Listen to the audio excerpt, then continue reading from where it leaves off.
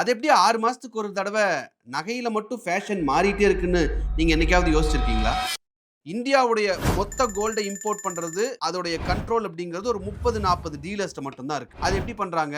RBI அதுக்கு 4 roots குடுத்திருக்காங்க. அதுல குறிப்பா கன்சைன்மென்ட் ரூட்ல தான் கோல்ட் அதிகமா இந்தியாக்குள்ள இம்போர்ட் ஆகுது. அது என்ன அப்படின்னா, லண்டன், சுவிட்சர்லாந்து மாதிரியான நாடுகள்ல இருந்து கோல்ட் இந்தியாக்கு வரும். இந்தியால அத முதல்ல யார் வாங்குவா?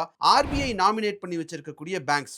உதாரணத்துக்கு SBI, HDFC, ICICI, yes bank இந்த மாதிரியான பேங்க்ஸ் வாங்கி அவங்களுடைய வால்ட்ல வச்சிருப்பாங்க.